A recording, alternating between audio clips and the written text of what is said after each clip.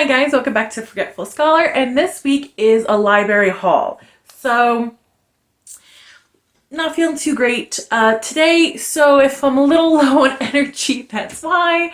I went to my local library and I picked up 5 books that I'm gonna devour over the next 2 weeks. So, the first one, and yes, I've already started it, is Gideon the Ninth by Tamsin Muir, I think.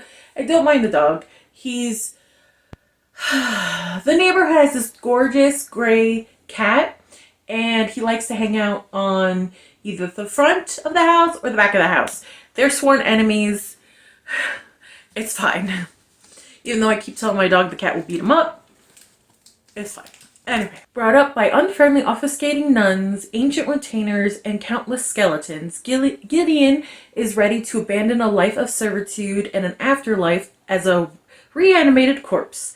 She packs up her swords, her shoes, and her dirty mags, and prepares to launch her daring escape, but her childhood nemesis won't set her free without a service. Harrowhawk, non-Aegmenius, Reverend Daughter of the Ninth House and Bone Witch Extraordinaire, has been summoned into action. The Emperor has invited the heirs to each of the loyal houses to a deadly trial of wits and skill. If Harrowhawk exceeds, she will become an immortal, all-powerful servant of the resurrection. But no necromancer can ascend without their cavalier. Without Gideon's sword, Harrow would fail, and the Ninth House will die. Of course, some things are better left dead.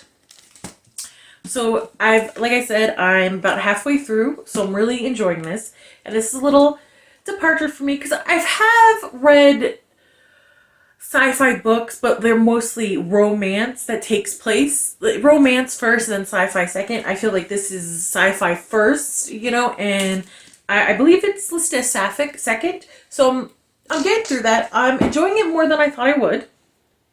So that's something. And the next is... Okay, so the next is Fern Michael... the next is Hidden by Fern Michaels. I really don't like how the name is so big, because I was like, wait, is that just the author name? Where is the name of the book? What's gone on? Again, not my best today. So let's get through it, shall we? And this is I found this in the mystery section. It's a lost and found novel. At first glance, few would guess that Luna and Callan Bodeman are siblings. Callan is effervescent and serious, while his younger sister, Luna, is a free spirit, using her skills to help those in need, no matter the task.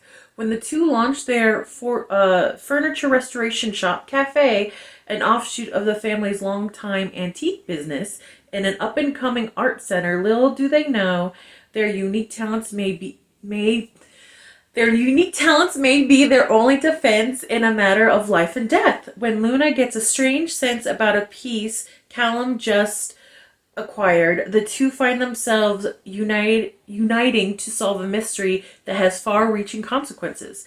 Soon, they're on the hunt for a woman in danger, never knowing there are some who will stop at nothing to claim what they believe is theirs. Despite their differences, Luna and Callum know they can rely on each other, and this time their lives may depend on it.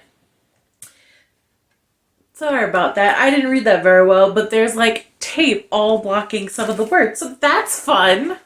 So this sounded interesting, so I'm excited to give that a try. I use the library to try out new genres, try out new authors, things like that, because bitch, I was on the budget, you know what I'm saying? So, and I'm lucky enough to have access to a local library. And if you have access to a local library, you're lucky enough to have access to a local library, go give it a shot. Why not? You never know what you find, right? So this is in the horror section. And I am not good with horror books, guys. Horror movies, fall asleep. Horror books, I put them in the freezer to kill the demons, okay? I don't know. But the synopsis reminded me so much of Buffy the Vampire Slayer, the show. And I grew up watching that shit, so I'm like, oh, I gotta give this a try, right? So, this is Bless Your Heart by Lily Ryan. And I normally don't like covers like this, but for some reason, like, I'm living. I really enjoy it. Okay.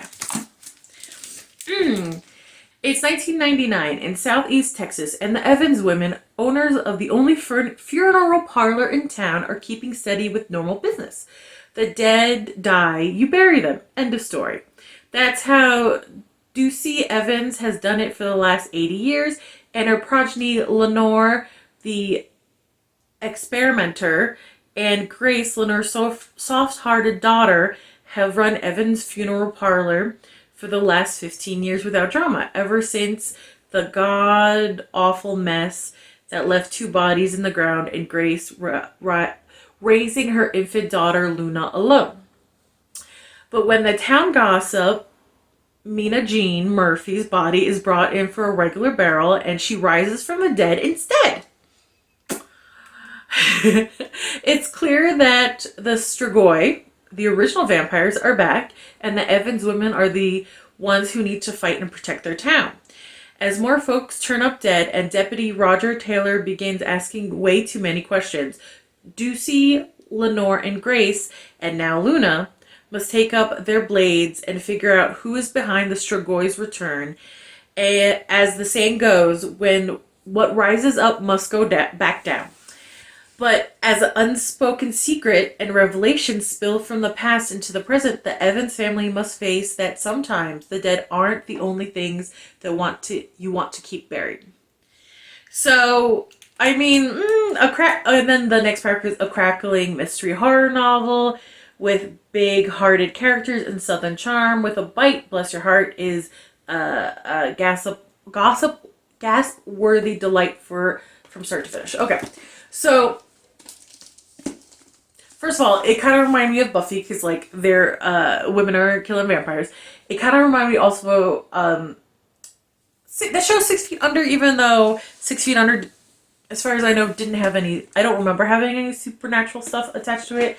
But, like, the use of Strigoi got me interested because that is, like, Eastern European folklore. Vampires is not where the first vampire folklores come from, but it's a fascinating take. So the Strigoi are more like zombie / spirit vampires in a sense. So, like, I'm really interested to see how folklore complimentary this book will be. I mean, I'm not expecting it beat by beat, obviously, because we do have modern day our own versions of the vampire folklores, and that's fine, except when they sparkle in the sun. No. So that will be interesting. Like, I usually don't do horror, but that just sounds more fun to me, so. Alright, that one I'm going to talk about last. But this one, The Invisible Life of Addie LaRue by V.E. Schwab. Now, I heard nothing but good things about this book, and I've been curious about it, but also, fantasy is not, like, my preferred genre, so a library book, we go. My hair is so, like, frizzy. Don't worry about it. My hair just does what it wants, okay? It has a mind of its own. Never pray to the gods that answer after dark. Okay, alright, I'm interested. I like that, alright. France, 1714. In a moment of desperation, a young woman named Adeline, love that name, meets a dangerous stranger and makes a terrible mistake. As she realizes the limitation of her Fastian bargain, being able to live forever without being able to be remembered by anyone she sees, Addie chooses to flee her small village as everything she once held dear is torn away. But there are still dreams to be had and a life to live, and she is determined to find excitement and satisfaction in the wide, beckoning world, even if she will be doomed to be alone forever. Or not quite alone, as every year on her birthday, the alluring Luke comes to visit, checking to see if she's ready to give up her soul. Their darkly thrilling game stretches through ages, seeing Addie witness history and fight to regain herself as she crosses oceans and tries on various lives. Will it be 300 years before she stumbles into a hidden bookstore and discovers someone who can remember her name, and suddenly everything changes again. So that sounds interesting to me. Again, not my preferred genre, fantasy. I have enjoyed V.E. Schwab before, her Red London book. I believe I liked it, like 3 stars, I believe. So that's going to be fascinating. I do enjoy V.E. Schwab's style of writing, so that could be fun. And it definitely reminds me of, I'm going to go on such a nerd tangent. Has anybody else like read the Endless books or watched Dream, the show Dream, the Endless on, I don't know, whatever streaming service it's on. Freaking, there's too many right now. It kind of reminds me of that guy that Death and her Dream and his sister Death have a bet about that one mortal. If they make him immortal, how long it would be before he gives up. So that's interesting. I'm looking forward to jumping into that one. Now this one, okay. So this one, I've heard about it because I follow a bunch of booktubers, and some of them our tastes align, and I'm like, ooh, if she likes that, if they like that book, I'm gonna like that book, And then some of them, our tastes are very different, and it always turns out they like a book, I hate it. I hate a book, they love it, And this one booktuber who has a different set of tastes than I do loves this series, and it seems like a series I could really get into, so I wanted to try it out. But that's why library, just in case. But the thing is, I can never seem to borrow the first book of the series. Somebody always snags it before me. I see you, I see what you're doing, you know what, fair play. And I'm like, well, these cozy mysteries tend to be more episodic with like a running through line of a main plot. So, as a thrifter of books, I'm fine with picking up a book somewhere in the series and then, enjoying it for what it is, and then, grabbing the first one later on, things like that. But for some reason with this book, I'm a little hesitant. I did borrow this book from the library. It's not the first in the series. It's just also, I'm so friggin' impatient. I want to try this series out. So I think I might leave this book to the end of the haul. I think I'll read the other books first, and I'll decide if I'm going to give this book a try without the first book, or if I'm going to wait. I might even read a chapter or two, because usually, like I said, these books kind of have recaps, so you're not too lost. But I also don't want to give this an unfair shot, because already I'm kind of in the mindset of I'm not going to like it because this one booktuber loves it. You know what I mean? Which isn't fair to the book itself, as if it has feelings. But whatever. I'm talking about the Veronica Speedwell mystery series by Deanna Ryborn, A Perilous Understanding. Okay. Again, these books seem like I would adore them, but also I'm hesitant. So I'm going to leave this to the end, and I might read a chapter or two, and if I feel lost, then I'm going to put it down and try to get the first one, But I have high hopes. Even though I'm skeptical, I have high hopes. London, 1887. Victorian adventures and butterfly hunter Veronica Speedwell receives an invitation to visit the Curiosity Club, a ladies-only establishment for the daring and intrepid women. There she meets the mysterious Lady Sundridge, who begs her to take on an impossible task, saving society's art patron Miles Ramsworth from execution. Ramsworth, accused of the brutal murder of his artist mistress, yeah. Artemisa? Wow, my dyslexia is not working for me today. Or it could be the blinding headache. Could be both. Could be also this font and weird ass name. Okay. Artemisa, the artist mistress Artemisa, will face the hangman's noose in a week's time if Veronica cannot find the real killer. But Lady Sundridge is not all that she seems, and unmasking her true identity is just the first of many secrets Veronica must uncover. Together with her natural historian colleague Stoker, Veronica races against time to find the true murderer, a ruthless villain who not only